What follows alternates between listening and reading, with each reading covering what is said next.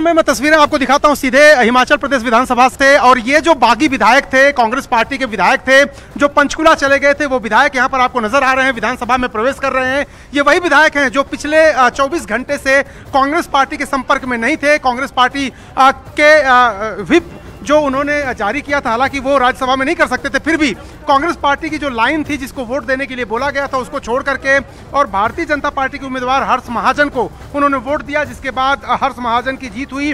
तो ये देखिए, ये जो दूसरी गाड़ी आई इसमें भी जो कांग्रेस पार्टी के वो विधायक जो छोड़ करके चले गए थे, क्रॉस वोटिंग जिन्होंने किया वो यहाँ पर हैं और बागी विधायक अब पहुंचे हैं विधानसभा।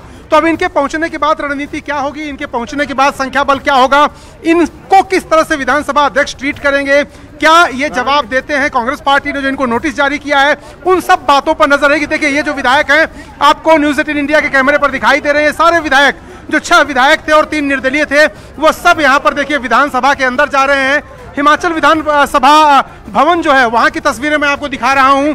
ये सारे विधायक विधानसभा की कार्यवाही जो 12 बजे तक के लिए स्थगित कर दी गई थी शुरू हो गई है, उसमें हिस्सा लेने के लिए विधान सौधा पहुंच गए हैं।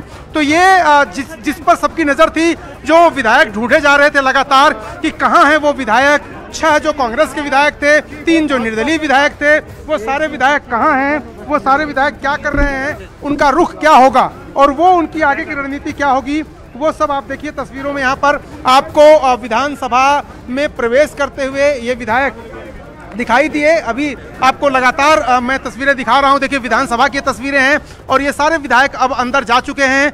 पंकज तोमर आपको लगातार तस्वीरें दिखा रहे थे और अब ये विधायक चले गए हैं, तो क्या नए सिरे से रणनीति बनेगी, अब क्या क्या विकल्प हैं, ये भी तलाशना होगा। क्योंकि इनसे आप नजर बनाए रखिए। हमारे एक और सहयोगी अमन भारद्वाज हमारे साथ में बने हुए हैं, उनका भी रुख कर लेते हैं। अमन, ये 6 बागी विधायक जो पंचकुला गए थे आ गए हैं, 12 बजे से कार्रवाई शुरू होनी है, कोई अंदर से जानकारी, कोई खबर मिल पा रही है? देखिए, इंतजार इसी चीज का है क्योंकि जो इल्जाम बीजेपी पर कांग्रेस की ओर से लगाया जा रहा था, तो वही कार्रवाई विधानसभा के अंदर देखने को मिली है। क्योंकि 15 भाजपा विधायकों को समेत जो नेता प्रतिपक्ष हैं जयराम ठाकुर, उनके साथ एक्सपल किया गया, निष्कासित कर दिया गया है। और विधानसभा इस समय मैं बाहर मौजूद हूं, यहां पर भी कुछ ही देर पहले गेट पर हल्ला कर कुछ विधायक जो निर्दलीय और कांग्रेस के विधायक जो कल से संपर्क में नहीं थे, तो वो यहां पर आज विधानसभा जब भाजपा के विधायकों को पता चला है विक्रमादित्य ने जिस तरीके से इस्तीफा दे दिया, क्या इनका कोई नेक्स्ट मूव आपको पता चल रहा है 6 विधायकों का? देखिए, राज्यपाल से मुलाकात कर यही कहा गया है कि अगर विधानसभा में, क्योंकि 2 रास्ते अपनाए हैं कि या तो डिवीजन ऑफ वोट अंदर विधानसभा में किया जाए, अगर वो रास्ता नहीं अपनाया जाता, जैसे एक्सपल्शन हो गई है, तो राज्यपाल से जो सुबह मुलाकात हुई है उसमें विधायकों को साथ लेकर और डिवीजन ऑफ वोट की मांग कर एक राज्यपाल के जरिए भी हस्तक्षेप करने की जो मांग भाजपा के विधायकों ने की है, तो एक रास्ता वो भी बचता है।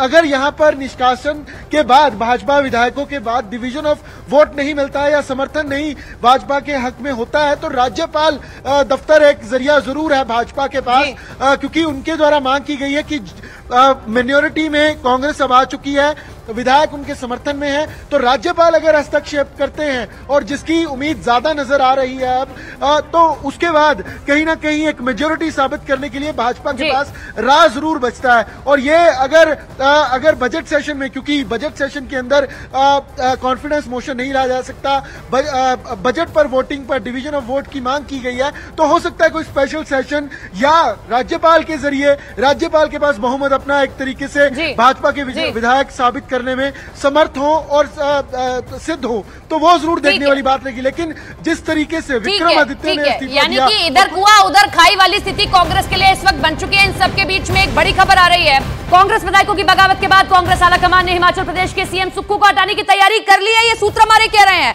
इसी के साथ ये खबर मिल रही है कि कांग्रेस ने कहा है कि वो सुक्खू को हटाने के लिए तैयार है, लेकिन विधायक अगले सीएम चेहरे पर रजामंदी बना ले। यानी कि जो मांग रखी जा रही थी सभी विधायकों की ओर से कि आप सीएम का चेहरा बदलिए, यानी कि सुखविंदर सिंह सुक्खू को हटाने के लिए आलाकमान तैयार हो गया है। लेकिन 2 और कौन से नाम जो इस वक्त चर्चा में चल रहे हैं वो आपको बता दें, एक प्रतिभा सिंह और दूसरा जो एक नाम और है जो फिलहाल मौजूदा समय में डिप्टी सीएम भी है, उनका भी नाम आगे चल रहा है। अरुण हमारे साथ, हमारे सहयोगी लगातार बने हुए हैं। अरुण, सहमति बन रही है आलाकमान के चेहरा बदल देंगे, लेकिन 2 नाम जो चुनावों से पहले भी चर्चा में थे, एक बार फिर से चर्चा में, प्रतिभा सिंह और एक और चेहरा। देखिए दोनों नाम चर्चा में, और इसीलिए मुकेश अग्निहोत्री को बनाया ही गया डिप्टी सीएम इसलिए, और विक्रमादित्य सिंह को कैबिनेट मिनिस्टर इसलिए बनाया गया क्योंकि प्रतिभा सिंह को बैलेंस करना था। जैसा कि विक्रमादित्य सिंह ने कहा कि उनके पिता के नाम पर उनके पोस्टर बैनर पर चित्र छाप करके इमोशनल अपील करके ही यह चुनाव जीता गया, तो दावा तो उनका था उनके मुताबिक, लेकिन जब वो नहीं बन पाए तो एक नाराजगी उनके अंदर थी।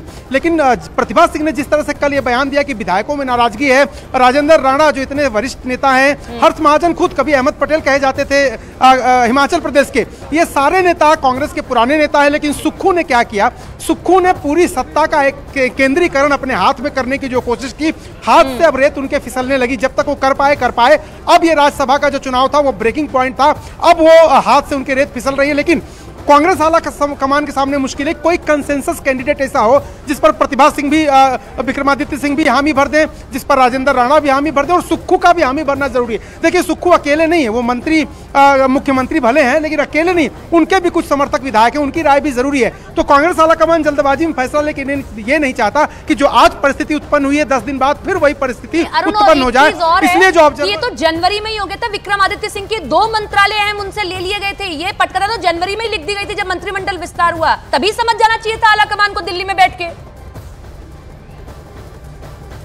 देखिए यही तो मुश्किल है कि जो कांग्रेस के संगठन महासचिव हैं वो संगठन के कील कांटे दुरुस्त करने की बजाय भारत जोड़ो न्याय यात्रा में राहुल गांधी के साथ अपनी फोटो खिंचवाने में ज्यादा व्यस्त रहते हैं और वहां पर अपनी पोजीशन को सिक्योर करने के लिए ज्यादा ऊर्जा लगाते हैं। संगठन महासचिव को राज्यों के दौरे पर जाना चाहिए। कांग्रेस के कई ऐसे नेता कहते हैं कि वहां पर जाके कोई जरूरी नहीं कि जब विवाद सामने आ जाए, सुगबुगाहट हो जाए, बगावत हो जाए तब आप वहां पहुंचिए। ये तो पहले ही प्रभारी जो होते हैं, प्रदेश के अध्यक्ष जो होते हैं, पार्टी का सिस्टम होता है, संगठन महासचिव होते हैं, इन सबको पहले से नजर रखनी पड़ती है कि अगर कोई बगावती सुर उठ रहे हैं तो उसको तुरंत वहीं पर दबा दिया जाए। उसको जो आग को शोला बनने के लिए या ज्वालामुखी बनने का इंतजार करना, यह संगठन महासचिव का काम नहीं था। और यहां पर निश्चित रूप से कांग्रेस का संगठन फेल हुआ है। जब बुलबुला बन रहा होता है तभी समझ नहीं आता है आलाकमान को, जब फूटने की कगार पे आ जाता है, स्थिति बिगड़ने लगती है, तब समझता है आलाकमान कि कुछ हो गया, चलिए चलते हैं। अब हम एक बार फिर से अरुण आपका रुख करेंगे, लेकिन उससे पहले विक्रमादित्य सिंह का जब हम बात कर रहे हैं तो उनका क्या कहना था आज प्रेस कॉन्फ्रेंस में, वो सुनवा देते, फिर आपका रुख करूंगी।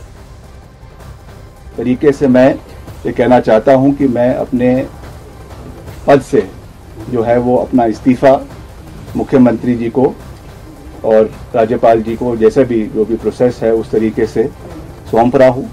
और आने वाले समय में जो परिस्थिति होगी उसके हिसाब से जो है वो कार्यवाही आने वाले समय की उसको किया जाएगा। मेरे लिए पद महत्वपूर्ण नहीं है, मेरे लिए कैबिनेट बर्थ महत्वपूर्ण नहीं है।